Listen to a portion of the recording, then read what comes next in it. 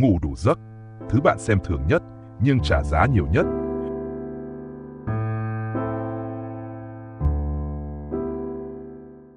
Bạn không thiếu thời gian, bạn thiếu tôn trọng giấc ngủ. Rất nhiều người nói rằng mình thiếu thời gian để ngủ. Nhưng sự thật là bạn không thiếu thời gian. Bạn chỉ đang dành thời gian đó cho những thứ khác và gọi đó là cần thiết. Bạn thức khuya để làm việc thêm. Bạn thức khuya để xem thêm vài video. Bạn thức khuya vì chưa buồn ngủ. Và rồi bạn dậy sớm với một cơ thể nặng nề, một cái đầu mờ đục, một tinh thần cáu kỉnh. Bạn quen dần với cảm giác đó. Bạn nghĩ rằng đó là bình thường. Bạn gọi nó là cuộc sống người lớn. Nhưng không có gì bình thường trong việc sống thiếu ngủ kéo dài. Đó là một dạng tự tàn phá được xã hội cho phép. Giấc ngủ không phải thời gian chết, mà là thời gian sửa chữa. Rất nhiều người xem ngủ là thời gian không làm được gì. Một khoảng trống giữa 2 ngày làm việc. Đó là hiểu lầm tai hại. Khi bạn ngủ, cơ thể không tắt đi.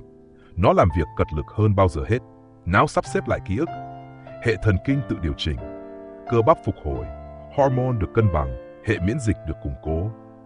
Khi bạn cắt ngắn giấc ngủ, bạn đang cắt ngắn quá trình sửa chữa đó. Và giống như một căn nhà không bao giờ được bảo trì, nó vẫn đứng đó một thời gian, nhưng bên trong đang mục dần. Thiếu ngủ không giết bạn ngay, nó làm bạn yếu đi từ từ. Điều nguy hiểm nhất của thiếu ngủ là nó không gây sốc. Bạn không gục ngã ngay lập tức. Bạn chỉ tập trung kém hơn một chút, phản xạ chậm hơn một chút, dễ cáu gắt hơn một chút, dễ nản hơn một chút. Và bạn quen với phiên bản kém đó của chính mình. Bạn bắt đầu nghĩ rằng mình xuống phong độ, rằng mình hết thời, rằng mình không còn sắc bén như trước.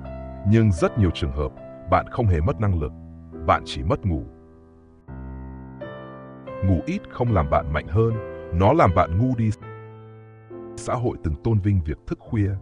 Người ngủ ít được xem là chăm chỉ, người ngủ nhiều bị xem là lười. Đó là một huyền thoại nguy hiểm. Thiếu ngủ làm giảm trí nhớ, làm chậm khả năng ra quyết định, làm giảm kiểm soát cảm xúc, làm bạn đánh giá sai rủi ro. Nói thẳng ra, thiếu ngủ làm bạn kém thông minh hơn phiên bản có ngủ đủ. Bạn không đang hy sinh giấc ngủ để đổi lấy hiệu suất, bạn đang đánh đổi hiệu suất dài hạn để lấy cảm giác bận rộn ngắn hạn. Bạn không chịu được thiếu ngủ, bạn chỉ đang vay nợ. Rất nhiều người nói rằng mình quen với việc ngủ ít. Họ nghĩ rằng cơ thể mình thích nghi được. Sự thật là cơ thể không thích nghi, nó chỉ ghi nợ, nợ năng lượng, nợ tập trung, nợ cảm xúc, nợ sức khỏe. Và nợ đó luôn phải trả. Có thể không phải hôm nay, có thể không phải năm nay, nhưng chắc chắn là sẽ có ngày.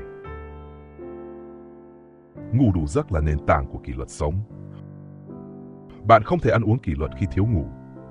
Bạn không thể tập thể dục đều khi thiếu ngủ. Bạn không thể kiểm soát cảm xúc khi thiếu ngủ. Thiếu ngủ làm ý chí yếu đi, làm khả năng tự kiểm soát sụp đổ. Rất nhiều người nghĩ mình thiếu động lực, nhưng thực chất họ chỉ thiếu ngủ. Ngủ đủ giấc không giải quyết mọi vấn đề, nhưng nó làm mọi vấn đề dễ giải quyết hơn. Ngủ đủ giấc là hành động tự trọng thầm lặng. Không ai khen bạn vì ngủ đủ. Không ai nhìn thấy bạn đi ngủ sớm. Nhưng đó là một trong những hành động tự trọng rõ ràng nhất. Bạn đang nói với cơ thể rằng, tao không vắt mày cho đến khi hỏng. Người biết ngủ đủ là người không cần chứng minh mình bận đến mức nào. Họ biết rằng sức bền quan trọng hơn phô trương. Nếu bạn muốn sống lâu, hãy ngủ đủ. Nếu muốn sống tốt, càng phải ngủ đủ. Ngủ đủ giấc không chỉ là để sống lâu hơn. Nó là để sống tỉnh táo hơn, để đầu óc rõ ràng, để cảm xúc ổn định, để quyết định bớt sai lầm, để không biến cuộc sống thành một chuỗi phản ứng mệt mỏi. Bạn không cần phải tối ưu mọi thứ, bạn chỉ cần bắt đầu từ điều căn bản nhất, và điều căn bản đó là ngủ đủ giấc. Đừng coi thường thứ chiếm 1/3 cuộc đời bạn. Bạn dành gần 1/3 cuộc đời để ngủ. Nếu bạn xem thường nó, bạn đang xem thường 1/3 chính mình. Ngủ đủ giấc không phải xa xỉ, nó là điều kiện để bạn còn sức sống tiếp. Và nếu bạn chỉ thay đổi một thói quen duy nhất, hãy bắt đầu từ giấc ngủ, bởi vì rất nhiều thứ bạn đang cố sửa, thật ra sẽ tự ổn lại khi bạn chịu đi ngủ đúng giờ.